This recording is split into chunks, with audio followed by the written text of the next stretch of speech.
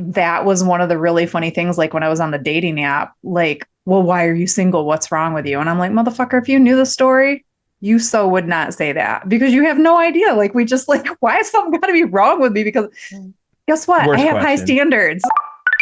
It's no accident that sounds like you're leveling up in a video game. 48% of 18 to 29-year-olds have an online dating profile. Make them work for it. 45% of people say they're more frustrated with this form of dating than hopeful. There are so many people you can connect with. Should I swipe right? Swipe wrong. Swipe wrong. Setting the record straight on dating apps. Everyday people telling everyday stories of the swipe right world with your host, Koss. Well, I know he had a good time. Good morning, good afternoon, good evening, and of course, good night. Welcome to the Swipe Wrong podcast. I am your host. I am Koss. Welcome to the number one podcast amongst people that go fa la la la la all the way down. Hopefully you guys are doing outstanding. Hopefully the holiday season has given you a little pep in your step instead of like, oh my gosh, it's the holidays. But here's to hoping that everybody is having an awesome time, enjoying family. There isn't too many Cousin Eddies out there, and if they are, I promise you the shitter is full. So this week we are talking to another amazing person, getting some great stories. I guess let me do the housekeeping first. I should have done that as I rolled out earlier anyway. Like, follow, subscribe, share with friends. Check out the YouTube channel. That's where we're picking up all the content, it seems.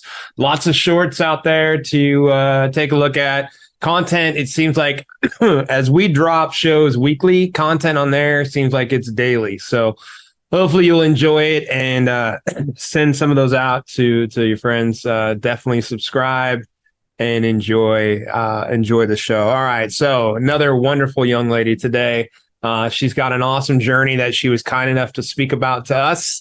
Kind of went through a couple of things. Her full circle of the spectrum on what she's been in is pretty damn interesting. I enjoyed it. Like, this is another one of those. This is turning into it all the time. People that I just have never met before, but are kind enough to take time and take a shot at having a conversation with me. We had a great conversation, and I think we're gonna have her on again one time soon. So I will shut up and let you guys enjoy. So sit back, relax, put your feet up, enjoy, grab your popcorn, get that bitch buttered for you if you want to, throw some caramel on it, some peppermint if you like that kind of thing for the holiday season. I don't know, fa la la la la all the way down. If you're in traffic, please don't hit that person next to you and enjoy twice as nice. Disclaimer: the views and opinions expressed in this program are those of the speaker and do not necessarily reflect the views or opinions or any entities they represent. This podcast is about dating experiences. It is not to say one dating app is better or worse than another. I think like your perspective just from our messages just seemed kind of interesting. So you started out in a matchmaking service and then you're in coaching, and it's not like you're saying, hey, like you're an offensive coordinator and defensive coordinator for a football team. Like you're full on, like you're kind of offensive and defensive coordinator for life, it sounds like, right? Yeah. So the two kind of, how in the fuck did all that work out? Well, and it's even funny because then you throw in the fact that the layer, like when I used to date, like I was the most toxic, codependent, needy. Like I was the girl that was crazy. Really? That's interesting. Wow. Hang on. Let me sit back. I need to I'm gonna grab my drink and listen to this. Why? Because yeah. So it was like actually part of the first part of my transition, like my personal transition, was literally going, I don't want this anymore. Like, what can I change? Well, the common denominator was me. So I had to do the work, right? So I started really listening. Have you ever heard of Matthew Hussey? No, I haven't. Okay, so he's big in the dating industry. He's international, he's British, but he's a man, but he coaches women in dating from the man's perspective. So when you do this, this is how we interpret it. When you do this is how we interpret it. But he talked a lot about like self-worth and keeping your standards high and not losing like your personal identity. So don't become codependent or continue to be codependent. Right. And a lot of the things that I learned from just taking in all of his free content that I could was everything that trickled into the rest of my life. So my self-value, how I let people show up for me, not being an island for people anymore. So it was a lot of that beginning work that I did for myself, through myself, and then down the road. So I've met the love of my life twice, which is another interesting story. And that was one of the really funny things, like when I was on the dating app, like, well, why are you single? What's wrong with you? And I'm like, motherfucker, if you knew the story, you so would not say that, because you have no idea. Like, we just like, why is something got to be wrong with me? Because guess what? I have high standards. Yeah. And like, bro, by the way, I don't know if you know this or not, bro, but you're single too, or maybe, I don't know, maybe you're not, but right. 50-50 chance you're single too, I didn't bro. even ever think about that piece. Yeah. So it was just this crazy journey of learning how to be in relationships differently, nailing it. Still growing in relationships because I'm also like the oldest of 7 and an ultra independent woman. So how do you freaking like leave room for both of you at the table? So that's always interesting. But yeah, the whole matchmaking piece, I was just looking for a side job. I cannot even tell you how I wound up. I don't remember how I ended up. Oh, yes, I do. We had a mutual friend who was like, oh, you should go apply at blah, blah, blah. And so I did. And it was fucking nuts. Like, no dating shit. service. It was horror stories. It was like a luxury dating service. So like, you're talking about like 5-figure price points for these dating packages. And people were getting screwed left and right, and not in the best way. Like, just make it work. Make whatever you can work. Lie to everybody. Make horrible matches, just match them with somebody. So then there was that. And I did it for like a year and a half. And she actually had asked me to take over the business. And I was like, are you fucking like, you know, the kind of work it would take to resurrect the bullshit from here? So I was like, nope, I'm good.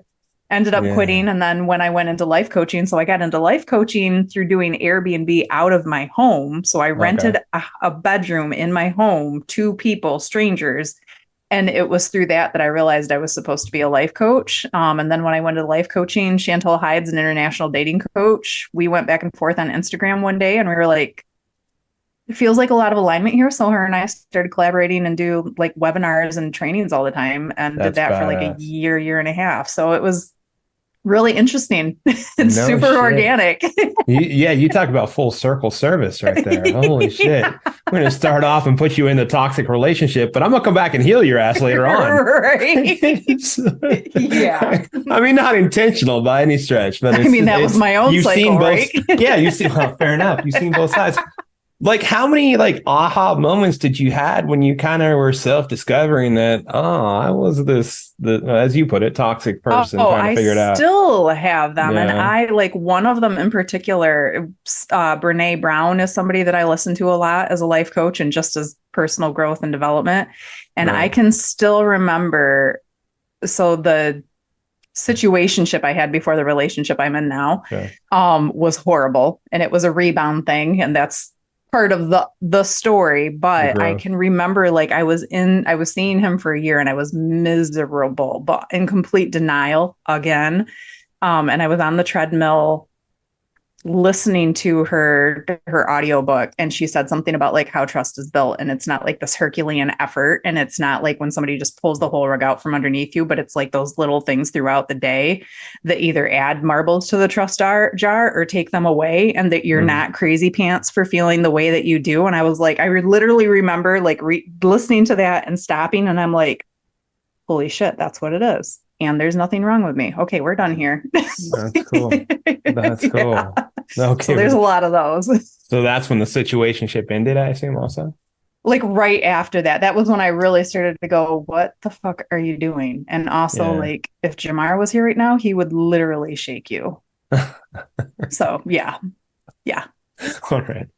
All right. Well, like that's hard.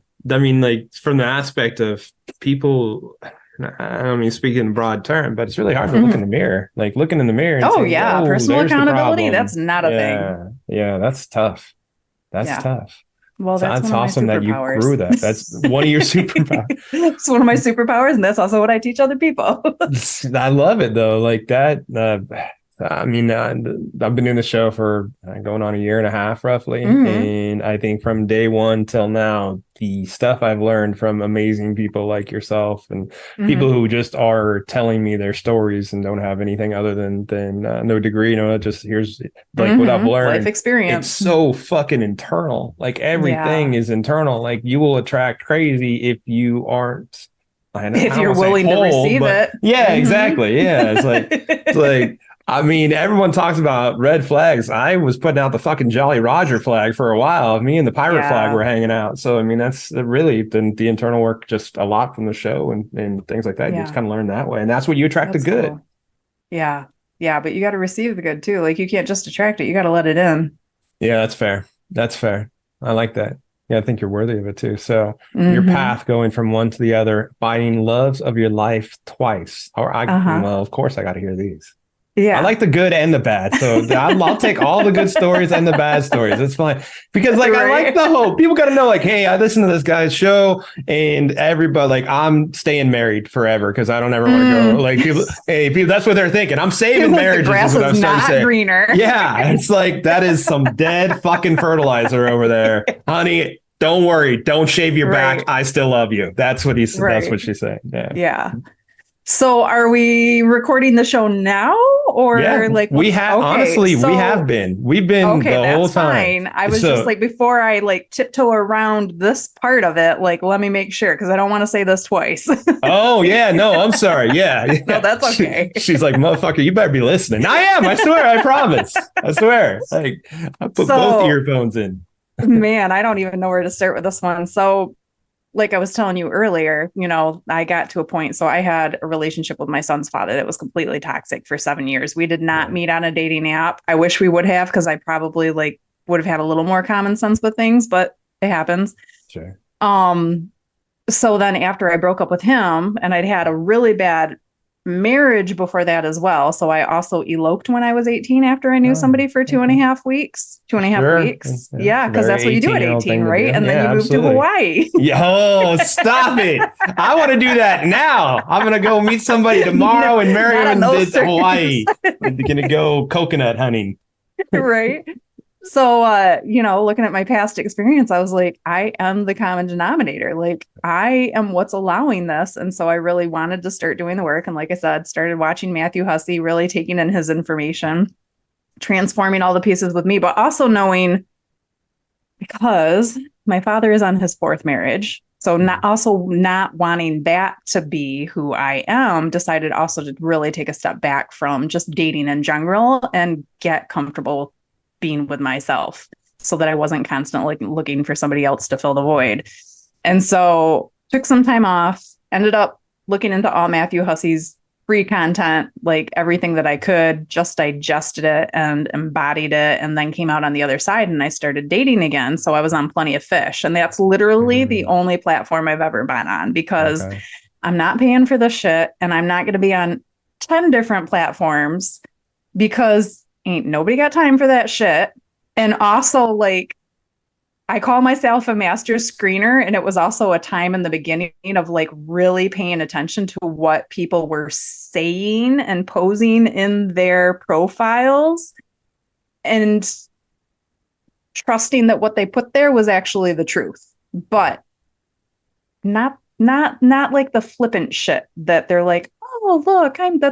It was like, why are your kids in the picture? Like, you're either the worst dad in the fucking world, or you don't understand, you're trying to like overcompensate by that, or you're putting in the picture, not realizing like what a safety issue that is, because now your kids' faces are all over the internet. So it was stuff like that. And also just the language and the things that they said. Like, one of my things now is definitely very intentional about the language that I use and what things mean, but also being able to read the context of text. So when I was looking through a profile, just paying attention to red flags that came up and believing, like, not bullshitting myself about those things and knowing also, like, is it a right fit? So not just, will it work?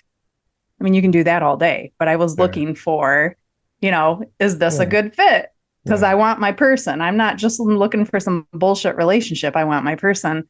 So I was on Plenty of Fish, master screener, and trying to remember. I was on there for a while, not having any luck, and not because guys weren't inboxing me, but also, like, if you inbox me and you can't say more than 5 to 7 words at once, Right.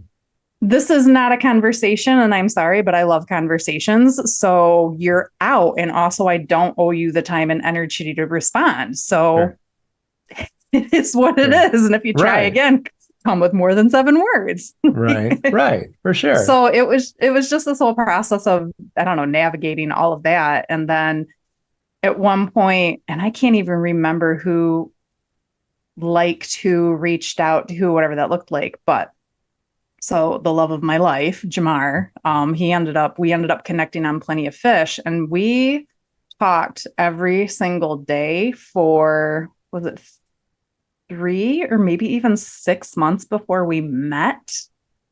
And granted, we were an hour away from each other. So I lived in Lansing, he lived in Ann Arbor, so there was an hour difference between us. Oh no! So that wait, real quick. Do we have a Michigan State versus Michigan issue too? Nope. Oh, okay. I love a good game. I don't care anything about, like, what the name of the team is. All right, sorry. All right, just wanted to make sure we got that out there, because a lot of people are going, "What?" But the he was fuck definitely are you a UM fan. All right, there we go. Go blue. But yeah, it was just like we ended up connecting at some point. We talked every single day for months before we ever met. And it even took time. Like, I'm not I don't care if it's the 2000s. You're not just going to get my phone number, because I'm a single mom. I don't have time for that. I also don't trust myself. Like, that was something I had to work through, was I did not trust myself in dating. So just relearning, like, what that looked like. And so we ended up talking for months, and our first date was 6 hours long. That's awesome. Yeah, he came like that, right? Flew by. And seemed like forever at the same time, but in the best way. Yeah. But like, it just, like, time stopped kind of until it was over, and then it was like, what the shit? I don't want it to be over. That's awesome. But that was, like, what really built a solid foundation for our relationship. And then he was the youngest of 8 and had seen, like, a lot of the relationship mistakes his older brothers and sisters had made. So not only was I over here, like, relearning how to date and be healthier in relationships, but he was kind of on the other side where he'd seen all the bullshit and he wasn't here for it. So he was being careful not to repeat their mistakes. So he was okay with going slow, which that was one of my standards at the time. Like, we're not rushing this. Like, if you're my person, you're my person. Making this go faster isn't going to change. I might change it for the worse. So it was just like, we really took our time to get to know each other. But yeah, then we were, like, basically inseparable via phone, because it was a long distance relationship for almost 3 years. And he ended up suddenly passing away one weekend, just super unexpectedly. So I'm so sorry. When I was, but that's, like, everything that happened to me during that relationship and the person that I became, not only during the relationship, but on the other side of that as a result of losing him, is part of what's contributed to who I am today. So, like, there's so much beauty and fulfillment there still. But that's, like, when I say, guys sliding in your DM, well, what's wrong with you that you're single? And I'm like, you son of a bitch. If you only fucking knew. On top of that, I probably took 3 years off from dating after I lost him before I even put my toe back in the dating pool. And it was his family, and especially his mom, who encouraged me more than anybody to get back out there and told me from the beginning, like, he would want you to find love again. So, yeah. That must have took a while to heal. So I'm also guessing that live your dream kind of came from that too, huh? That's just in general. Like, don't put yourself in a box, and don't take it for granted, and don't make yourself small, but, like, it can be way better than we generally give it credit for. Yeah. Obviously I saw that when you first popped on. I think it's Yeah. awesome, and I think it's the way to go. And I think it's always, people will always put a some sort of restriction if they can, but if you Mm-hmm. can get in that mindset and just Mm-hmm. go with that first, money will Yeah. come, things like that will come. If you do what Everything. you Yeah. love, then it'll all just kind of come in its own way that it's supposed to. I'm so sorry for your loss. That's tough, Yeah. but the growth, again, if we keep going back to growth, must have been just Mm-hmm. incredible. Oh yeah. It Yeah, was like, talk about forged by fire. So the sure. crazier part of the story, because that's not enough, is exactly 1 year to the day before he passed away, my younger brother passed away. Oh, So goodness. when you talk about a season of grief, and it was Sure. completely different griefs, but like that really helped. Like for what I do for other people, when I was talking about that earlier, it's so much of it's holding space and being comfortable with uncomfortable feelings. Mhm. There is not much more that's uncomfortable than being in deep, deep, deep grief and not being able to see your way out of it and spiraling in depression and losing your best friend and your confidant. Yeah. And somebody you thought was going to be your life partner. So to be able to feel my way through all that and feel all of it, like that's why I'm really good with all of the feelings and sitting with the harder feelings for me and you.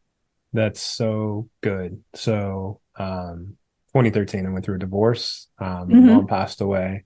And all within a couple of months of each other, That's a that year lot. prior, my grandma passed away. And Mm-hmm. to what you're saying, that I think is so cool, is I look back at, well, I started looking back on it because you work your way through it. Like, all Mm-hmm. right, I don't know, like it's the lowest of the low. It was like Mm-hmm. I needed help low. And then eventually, found my way out of it Yeah. through, and not just Lexapro or anything like that. It was just, you just kind of find your way out of it. But then when stuff comes up, like you're saying, comes up again, you just kind of have so many more tools in your toolbox. All right, so I Mm-hmm. worked through this. How did I do that? And it's, boy, you kind of like, if you can keep that mindset and go back to Mm-hmm. it, boy, you really feel like you are limitless in so many different Mm-hmm. things. Yeah. So like, I guess I feel you. That's all. I just Yeah. feel you. That's I it's a appreciate that. motherfucker to go through. But boy, Oh you are yeah. so strong for making it through to the other Stripped down side. to nothing. Oh, Yeah. yeah. Yeah. Like I Yeah. remember, and his sister, because when we went over after he passed away, we spent a lot of time with his family for a while. And I would stay with his one sister specifically. And I remember her saying at one point, she's like, I could, like, you were crying. So, like, because in my family, we love really hard. Aw. And so, like, I literally thought I was going to die of a broken heart after he passed away. Like, I could feel it. And Yeah. so when she said that to me, I was like, I felt like I was dying. Yeah. Like, it Sure. hurt that much. Sure. Gosh, girl. So, yeah. Well, you're fucking amazing. All right, we'll just go with you're Thank amazing. you. You're welcome. You're welcome. So how long did it take to find the second love of your life? Yeah. Well, it took one rebound relationship, a couple of bad dates, and just this commitment to myself to not screw it up again. So like I said, it was probably 3 years after Jamar passed away that I waited until I dated again because Hmm. I was not trying to find the exact same person. And I think that can be like an easy trap to fall into when you've lost somebody that you're Okay. so close Sure. with. Sure. So I really made sure that I took the time to heal as much as I possibly could, and be really intentional about how I dated moving forward. And then it was funny because I ended right back in a shit relationship. Like, it's so funny because looking back, like one of the things I've said about that one is he had a great personality and horrible character. Oh wow, I like that. So it was I like he don't was like just that, but I mean that's a good way to break it down. right. How's It's that? like Sorry. accurate description. Yeah, sure. So often we can find these people that are just like they can be so charismatic and charming and fun to be Sure. with, but when it comes to really showing up for you or themselves or being healthy together, it's like it's a shit show. And so I found myself, I dated him for a year. I don't feel like I rushed into it, but I think I definitely ignored a lot of red flags that I had seen before, not with him, but in other relationships. And ignored. I think I was just so excited to find somebody again after what happened. Sure, Like that was the sure. big kicker for me. Ended up dating him for about a year, and just a couple of key moments that happened like during our situationship really helped me see like I've been here before. And this is like, if, like I said, if Jamar was here right now, he would literally shake me because I've done the work and he knows I deserve better and he knows I know I deserve better. So like, what the Right. fuck are you doing here? Right.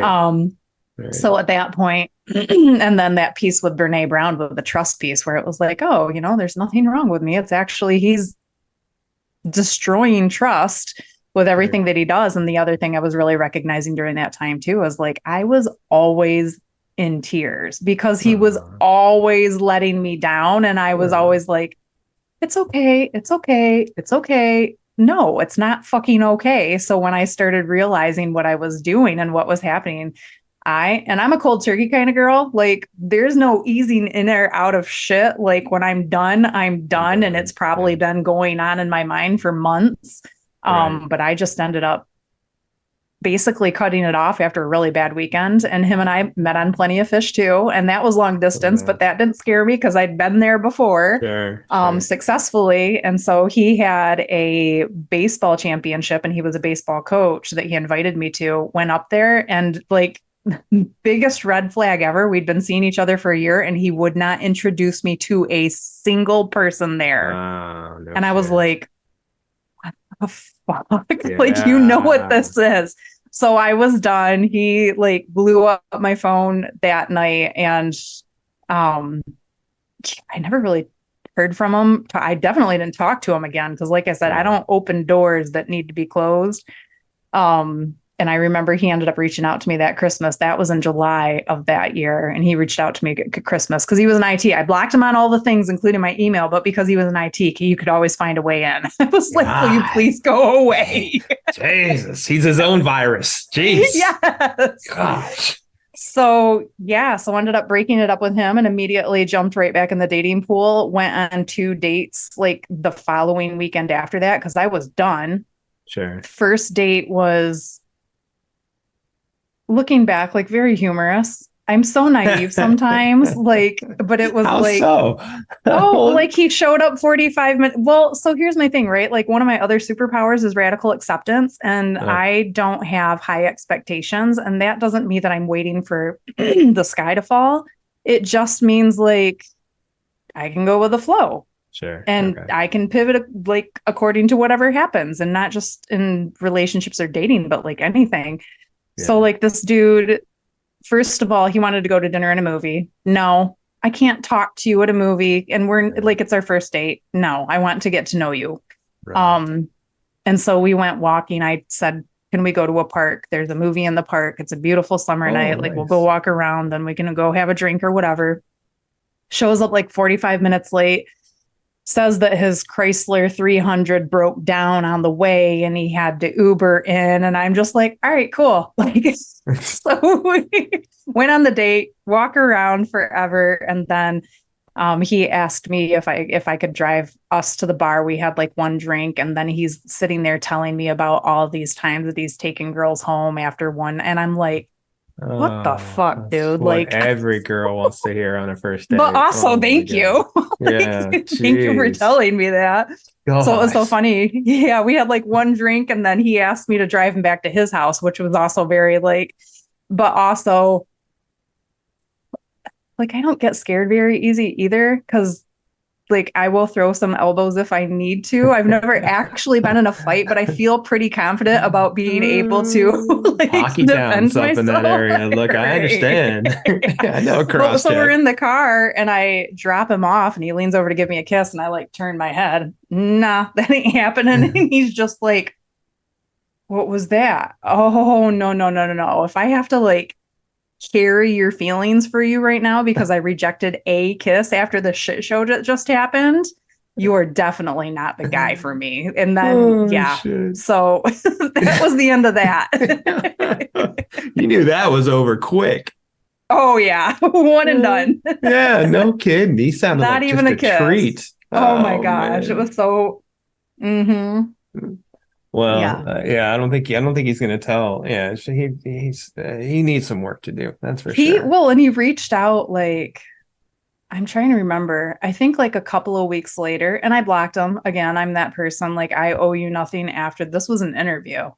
Oh, Like, yeah. Yeah, exactly. Exactly. yeah. And so he reached out after that. He's like, could you just tell me what I did wrong? And I was like, dude, with the like, no, just no, we're done. We're done I'm here. taking notes what I did wrong. So, that way I'm writing a book, and that dude sounded like he could write novel on the things that he Oh did, what not to do on a man, dating. right? Yeah. Oh, that So yeah, but I sucks. went on a date with him Friday after I cut it off with the last guy, and then my guy now, we've been together for over 6 years, and it's amazing. And he was Sunday. No shit. That's Yeah, awesome. So yeah. that was another, let me guess, 6 hour good time. How'd that one So go? this is the funny part. He told me after, I don't even remember. We were like with friends or something after we'd been seeing each other for months. And he's like, I didn't even think she liked me the first 3 months because Really? I did not want to fall back into that bad pattern again. Okay. And so I was definitely a little guarded, but also like I didn't trust myself again. So I was Sure. trying to refigure out where that was, trying to move a little bit slower so I didn't ignore the red flags. And just also, if I want a quality person and they're really into me, like time is not going to be the deal breaker. So we were seeing each other for 3 months. And the funny thing is we actually saw each other. We dated twice a week. So every Wednesday and once on the weekend, we would see each other. Wednesday was date night, and it still is. That's good. That's awesome. Yeah. But for like 3 months, when we'd go out on a date, so there was no kissing, there was no affection, I can't even remember if we held hands. I feel like maybe we did, but maybe we didn't. And when we were sitting by each other, I did not like sit across from him. It would always be kind of sideways or, like kind of a wall up. And so, but it was always fun and engaging. And then I would always text him afterwards and just be like, hey, like, I'm not real great at that, but this was amazing. And thank you so much. So there was still some communication. Okay. But I was definitely busy protecting myself. But yeah, at 3 months, he ended up asking me if he could take me on a surprise. So he asked my permission to surprise me and then set up this beautiful day. There's a town here called Saugatuck that's one of my favorite places to go. And he was just like, he took me for the surprise, but then we went downtown forever and watched the boats go in and out of the canal. And I ended up getting this huge migraine, and he was just like the most patient, caring person. And yeah, after that, he was like, that's when I knew you liked me. So, but I mean, so at that point, like up until then, he must have thought he was friend zoned, right? Or was the text?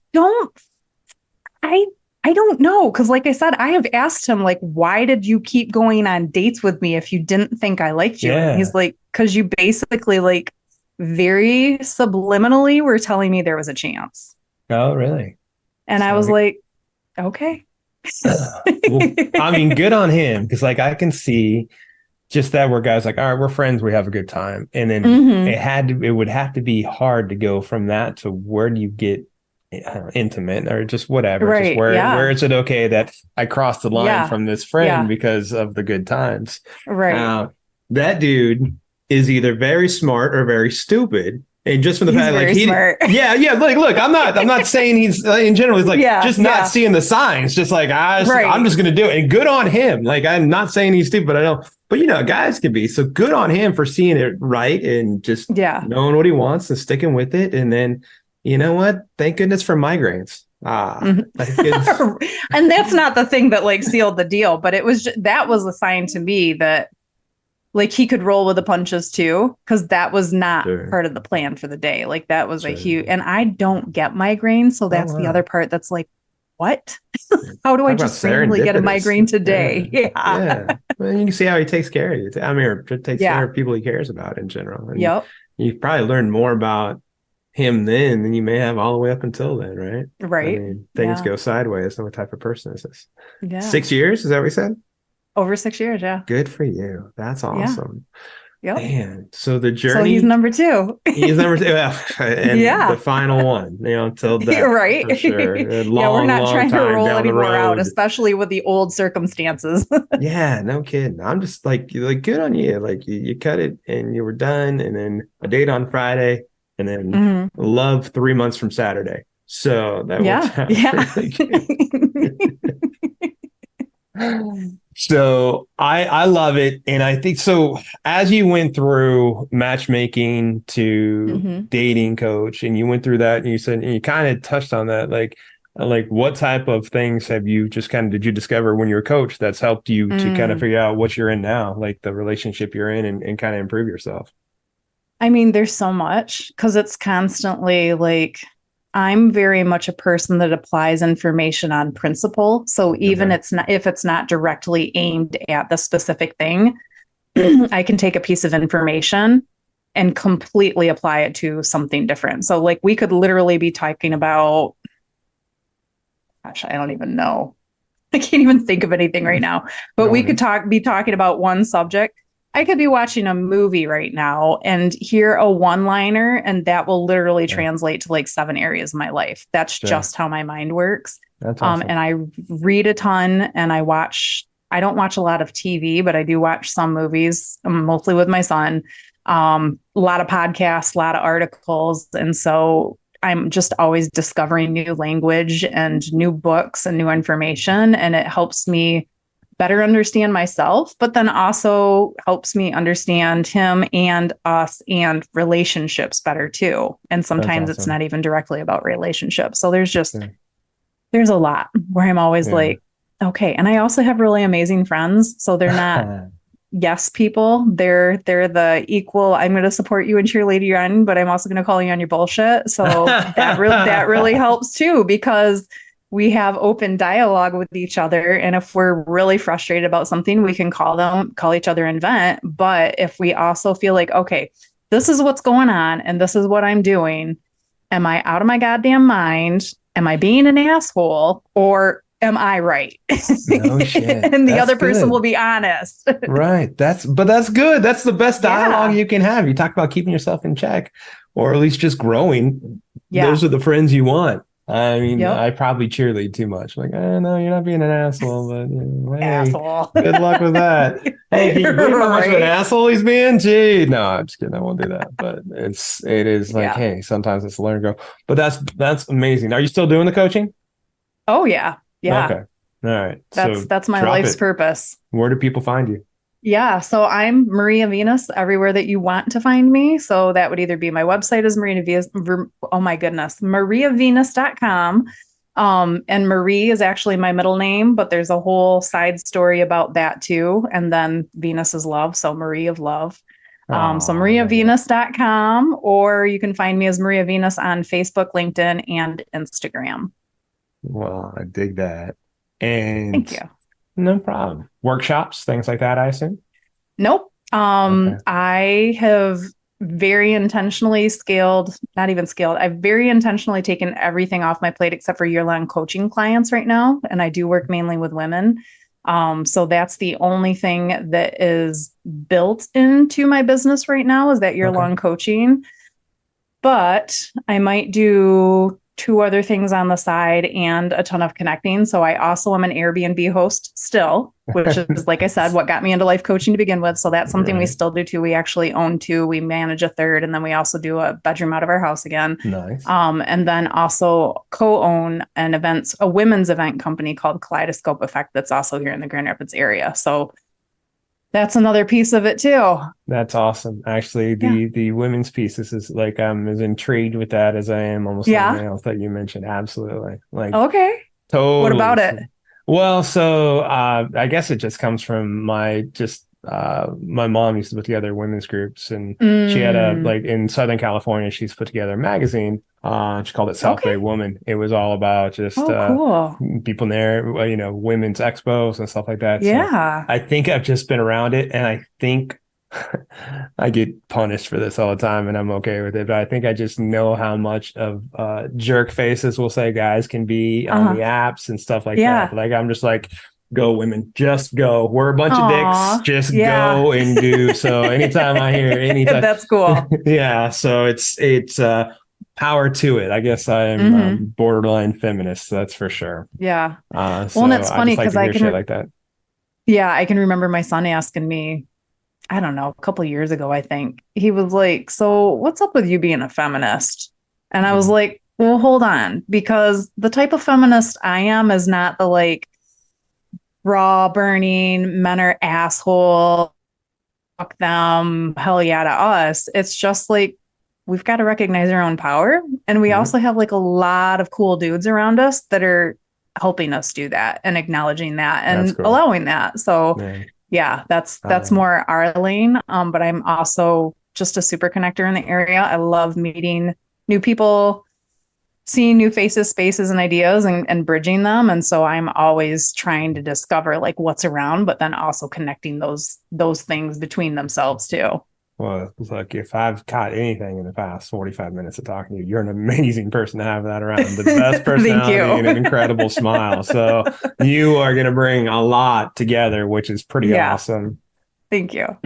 Thank you for being along for the ride of the Swipe Wrong podcast. Remember, everyday people telling everyday stories of the swipe right world. The show is produced by Jay Pelham. He is the host of Pelham Place. So make sure to check that out. Also, I am Chaos, the host of Chaotic Commentary. Make sure to like, subscribe, follow, tell a friend about the pod. And if you have something that you want to share, please, we want to hear from everybody and get everybody's stories as much as we possibly can. Email us at swipewrongpod@gmail.com.